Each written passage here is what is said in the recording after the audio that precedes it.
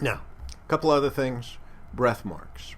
When words begin with vowel sounds, either individual vowel sounds or diphthongs, they're always, the initial vowel sound is always marked with a breath mark, what is called a breath mark. You'll notice that these two marks are similar except backwards from one another. This one's open on the left side, this one's open on the right side.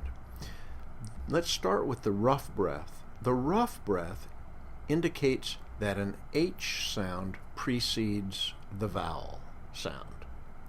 So this one indicates a sound H. This one just indicates that there isn't a H sound.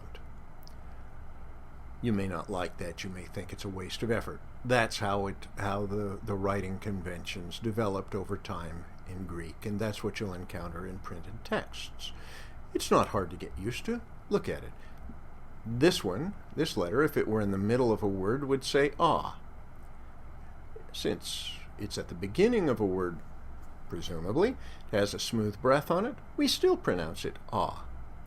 With a rough breath on it, it's pronounced ha, ha. But he. But hey. O, but ho. Notice on diphthongs that the breath mark goes over the second vowel, not the first. So, oi, but hoi. The H goes at the front of the vowel sound. Hoi. Ow, but how.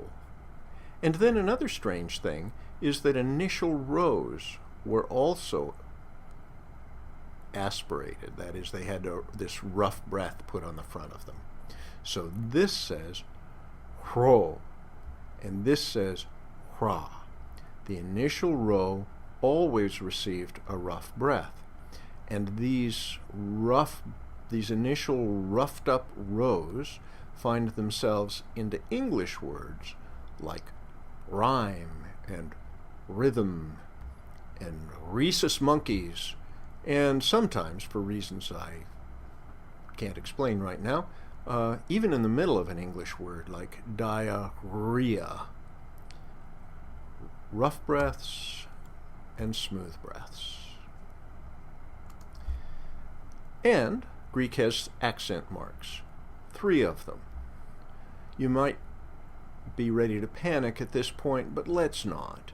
There are subtle differences of pronunciation that these accent marks encoded to help ancient second language Greek as second language speakers get things right. But for the most part, at least beginners in Greek need only to get the point that each one of these accent marks at least identifies the syllable that is stressed. So, wherever you find a vowel with one of these marks over it, that's where the word receives its stress. Here are the names. This one's called an acute accent, this one's called a grave accent, this one's called a circumflex accent.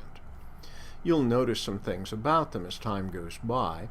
You'll notice that the grave accent occurs only on the final syllable of a word. You'll come to notice that the circumflex occurs only on long vowels and diphthongs.